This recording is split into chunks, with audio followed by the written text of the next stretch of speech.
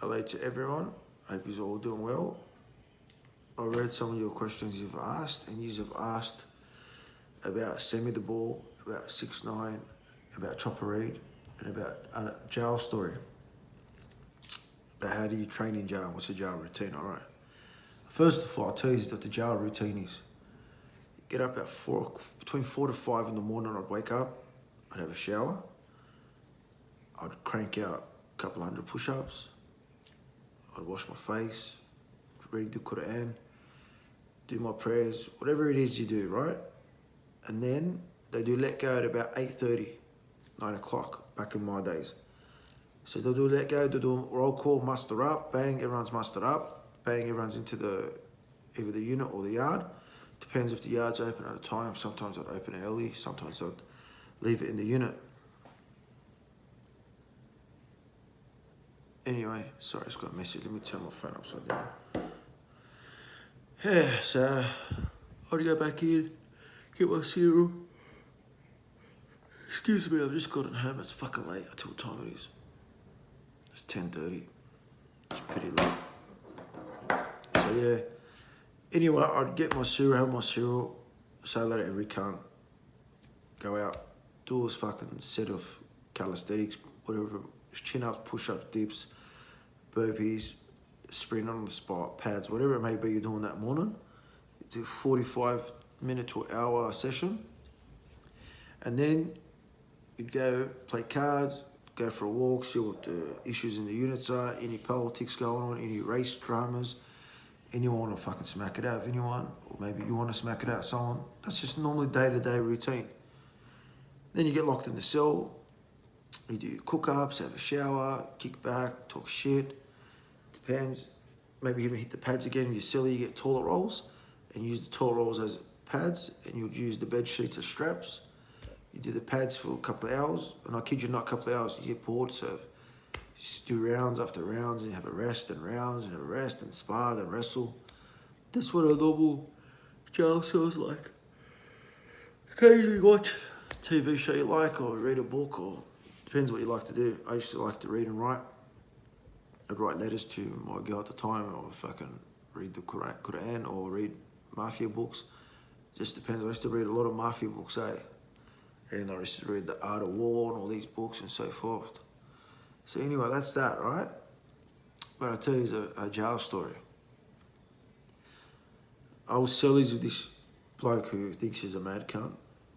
You know, let's just not mention his fucking name, because last thing I want to do is have a social media drama. This bloke starts talking shit about me. You know you are, you piece of shit. Anyway, me and this clown were in the cell, and get done with a phone. Long story short, gives me up for the phone, tells the officers it's mine. Back in them days, the screws didn't give a fuck if you wrote a statement or not. If your celly's saying it's yours, they just fucking take you to Segro. So this wanker thinks I'm not listening. I'm cuffed 5 meters away from this bloke, and they've come up, whispered in his ear, "Whose phone is it?" And he's like, "It's not mine." They're like, "So it's yours?" And he goes, "Yeah." I just looked at him like that. He's not looking my way. They took me to isolation for 3 months. Fucking, that was back then. There was no outside jail charge. So I get down to the jail phone. I go to fucking Segro. Everyone's sending me kites and yelling out to me. Did old mate give you up? Did old mate give you up? I'm not saying nothing. I'm like, just wait till I get out of isolation. I'll deal with it. Anyway, I get out of Segro. I go up to one of the units. He's been moved to another unit. I request a transfer to his unit. I get to his unit, walk straight up to him, said to him, "You know the go, we're going to smack it out." I said, "You choose, we do it here or we do it in the cell. What do you want to do?" He goes, "We'll go in the cell." And then he goes, "Are you going to out me as fucking for blaming you for the phone?" I said, "We'll see." So let's get this out of the way. Went into the cell, punched the fuck out of him, literally kicked the fuck out of this bloke, absolutely smashed him. And then I had the door closed. I said, "Wash your face, you fucking mutt." He washed his face, was cut open a bit. And then I sat him on the bed. I said, "What are we going to do about this now?" And he's like, "Brother, I'm Muslim, you're Muslim, rah." I said, "Oh yeah?" I said, "Muslim, huh?" I said, "It's done 3 months Segro because you're Muslim, huh?" Like, we've got to come to some solution, some agreement. And he's like, what do you want to do? I'm like, I don't know. I said, give me a couple of days to think what I want to do. I said, I might send you to another unit or we'll work it out. Long story short, I ended up saying to him, you're going to smash this fucking cock I don't like. When we go to the Oval, you're going to smash this bloke. He's like, bro, come on, what do you just smash him? He won't even fight you back, just slap him. I said, no. I want you to fight him and I want you to smash him. And if you beat him or lose, there's no drama. Then this cunt turns around and goes, bro, can't I just drop off some money to your mums? I was like, how much money? He's like, 10 grand, 5 grand, whatever, whatever I can get my hands on. He goes, I've got about 5 grand sitting there. And I said, you want to give me 5 grand to let this drama go? And he goes, yeah. I thought about it. I said, I don't know. And he's begging me. He's like, please, bro, let me just pay you. Oh, I'll cough up. We'll leave it at that. Anyway, I said, nah. You're going to fight this cunt one-on-one, no matter what. So, I walk up, call the other guy out. I said, oh, mate's got a drama with you. He's going to smack it at one-on-one on the Oval. Fuck, it was a good fight, eh? After watching that fight, I actually thought to myself, this cunt could have gave me a better go, but he held back because he thought I'd stab him or the boys would jump him if he gave me a good go. And after all that, he still sent me 5 grand to my mum's because I think he thought I'm going to always get him to punch on people. So he sent 5 grand to my mum's and said it was a gift and that. And then my mum's like, some guy dropped off 5 grand. And I'm like, what? I asked him, was that your people dropped it off? He goes, yeah. I said, what the fuck would you do that for? So that was left at that. But that's the way jail works. You might get a cellmate that might be a hard cunt, whatever, and he might just whisper to the officers, oh, it's his fucking phone. Or, oh, no, it's not mine. So when you say it's not yours, you're fucking giving up your celly, you cunt. Do you know what I mean? Like, shit like that. That's the way jail used to work. And they used to get away with it for, like, years. A lot of boys got away with that shit, Fucking cunts got away with it and that. So, yeah. And let's move on to this other topic. So that's that. So I'll tell you more jail stories later on. Let me tell you my opinion on these 6ix9ine. It baffles me that America claims to be one of the highest amounts of murders and the most gangsters and bloods and cribs and all these crips, whatever you call them, all these big gangs, right? You've got this 6ix9ine character, rat dog, whatever the fuck you want to call him, calling at every cunt and no cunt's doing nothing about it. So it makes me think America is a bunch of pussies and this is all bullshit. All this rap shit, all these murders you hear about, it's just, I think all the murders that happen in America are just junkies that are just killing each other and fucking just losers. I don't think there's any proper solid gangs there. Because if there was, this 6ix9ine would have been killed. Even if he's got security or whatever, if there was proper gangsters there, they would wait for him to pull up, car after car. Say he rocks up, security rocks up again. So it's 2 security cars and he's 3 cars, right? Security. How hard would it be for someone to rock up with 2 SKSs, block off the cars, jump out, fucking cut sick, Bob's your uncle, see you later. This guy's called that every single gangster, dead people, not dead people. This guy's fucking out of control. And what baffles me, you got Rick Ross, who's portrayed as a gangster, was an ex-corrective service officer. So he's a fucking bigger dog than 6ix9ine. So you got corrective service, you got a rat, you got Meek Mills, who's part of his entourage, ex-coppers. He's got management teams that are his fucking coppers. So I'm not expert on music, but I'm an expert on gangster stuff. So I don't know if their music is good or not good. I don't know about that. I don't know. I've listened to 6ix9ine. Sounds like a fucking idiot. I've listened to Meek Mill. Meek Mill sounds alright, but then again, he's got some shit songs too. But I'm no music expert, so I don't fucking know about all that. All I can tell you is what my ears listen. I don't like their music. Whether you think it's good or not, whether their lyrics are good, I don't know. But all I do know is they're all flops. Weak pieces of shit. That's if you ask me. There's no real gangsters in America. You got The Game is a flop. You got Meek Mills is a flop. You got all these fucking rappers that are just flops in America. That's what I think. You got police as the entourage. You got 6ix9ine carrying on like a clown. I just believe America are all fucking gronks, and I don't think that shit would happen over here, straight out. I just don't see it happen in Sydney. You couldn't be, a guy like 6ix9ine couldn't last in Sydney. Someone would kill him, I think. You would imagine if you're in that world and this guy's calling you all out and you ain't doing nothing about it, then fucking something's not right. So that's that. And then you got Sammy the Bull. There's no way to justify Sammy the Bull's actions. Sammy the Bull was once upon a time a very feared man. He was a gang boss. He was a gangland killer. He was an evil man. He was a ruthless man. All that, yeah, but one thing is certain, he's a fucking dog. I didn't give a fuck his reasons. He reckons he rolled because John Gotti was trying to get him to take the 4. John Gotti's a dog too. If you ask me, John Gotti's a dog. Because I've watched his whole life story in that. And I didn't look at it the way I should have looked at it. I never looked at John Gotti up until, I think it was yesterday, the day before yesterday, I was looking into a few things. I always looked at the gangster part of John Gotti. I used to think he's the maddest cunt. I watched all his movies. Fuck, he's the sickest cunt. But when you think about it and you think about what Sammy the Bull says, even though Sammy the Bull's trying to justify his actions, he actually points out that John Gotti set him up to take the 4. So I don't think Sammy the Bull justifies rolling.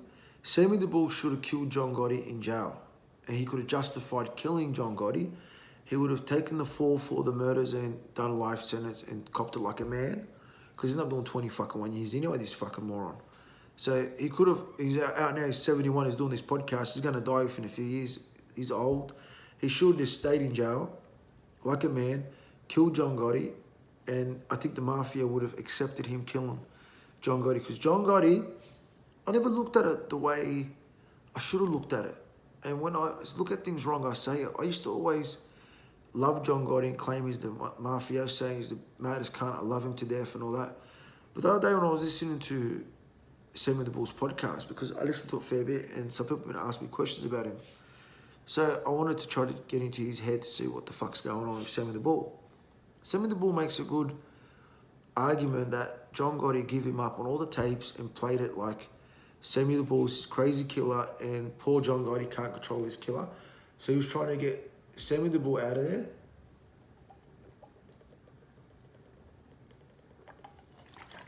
And I'll tell you how I know.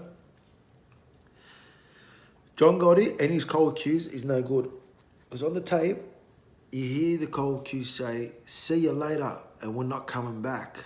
So they knew the unit, they assumed that unit was bugged.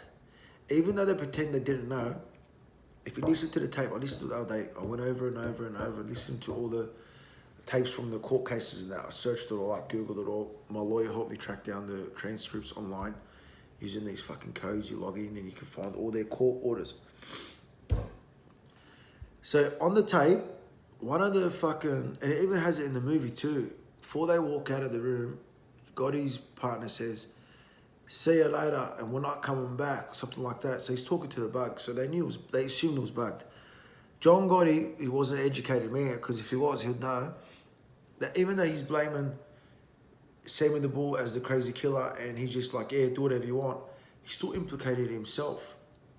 But he thought that he's allowed to say what he's saying, and Sammy the Bull's only charged because Sammy the Bull committed the murders. Not realising that he implicated himself by him saying to Sammy, "I don't give a fuck, you do what you got to do." He green-lighted the killings. If he didn't say, "I don't care, you do what you got to do," Sammy the Bull couldn't have killed those guys. Sammy wanted to kill those guys because he wanted their partners, he wanted their share in the businesses and all that. So he done those killings to benefit. So Sammy the Bull is a ruthless cunt. He wanted to kill all these people, even his own brother-in-law, for Christ's sake, all because of money. John Gotti commissioned it all for whatever reasons, but he tries to justify it in those bugs because he must have got paranoid they're moving in on him, and he realised Sammy the Bull's getting bigger than he can handle. And he must have thought Semi's going to kill him like they killed Paul Castellana. So he was trying to eliminate Semi the ball through jail. And I realised he implicated himself. So I've got no respect for John Gotti no more. But for you, Semi the Bull, I know you watch my podcast. I don't know if you've paid to watch my OnlyFans, but I know you've seen my YouTube. And you know, I know. Your management team have obviously... Someone has, in your camp, has watched my podcast, because how else would you know about me? Reach out to me through your management team, or who the fuck these people are. I don't know if they're with you or not, but some cunts from America reached out and said they're talking on your behalf. So, and you want to do a Skype or something. I didn't hear it from your mouth yourself, but your team, I'm pretty sure it was your team. Like, I can't see these people messaging about your authorization. And fucking, I told you to get fucked. So that's that. I don't know if it was fake account, fake email, sending it, pretending. It could be one of my fans playing a game with me to see how I reply. I don't know, but regardless if it was you or not, I think it was you. I think you watch. You're a fucking rat. You can't justify the killings, the rolling in any aspects whatsoever. You roll because you want to get out of jail. If you didn't, you would have just killed John Gotti. Because John Gotti violated the rules by, by implicating you. So you could have killed John Gotti, you would have been fine, you know that. And don't piss in no one's pocket, you can't fucking build me. I'm a fucking gangster on the street. I know for a fact that you could have taken out John Gotti and your fucking whole crew would have accepted it because he give you up cold on the tapes. So you just wanted to get out of jail. So you and John Gotti, both of you, are fucking flops.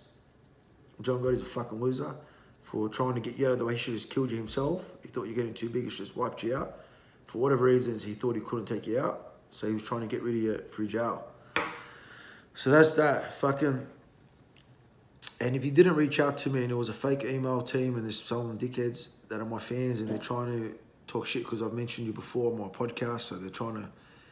Maybe they thought I'd get excited if you messaged me. I don't know why they'll think that, because as far as I'm concerned, you're a fucking rat. And fuck, if you killed 50 people, 60 people, you're a give up. Your soul wasn't willing to do a life sentence. So, fuck you, you're nothing. That's that topic. Move on to the next topic. People have asked me about Chopper Reed. They've asked me about a few other people. I'll address all of them in the time down the track. I want my people out there that are watching this to send me more questions and elaborate more on the questions. Put more to me through Instagram so I got better stories to tell you and I can understand what you want. And I tell you, I'm very tired right now. I'm committed to these podcasts because I feel that you're showing me love by subscribing and paying a fee to watch me. Before on YouTube, even though I was making money off YouTube, but you weren't paying for it. So I wasn't obligated to always drop videos. I feel in life, if someone pays for something, you got to give them what they want. And you guys, whether it's 50 cents or $1 or $5, whatever it is, you paid something to watch me. So I'm going to keep dropping videos for you and try to be as consistent as I can. So that's that. I want to just leave it at that. And hopefully I'm going to do another podcast with Mick during the week. Or that one. Or Ashley's going back to the Gold Coast, so can't do one with her for another 2-3 weeks. It'll just be me and Mick. And I've got someone moving in and they might be able to help me with questions and that. I don't know. But until then, thumbs up. All the best. Love yous all.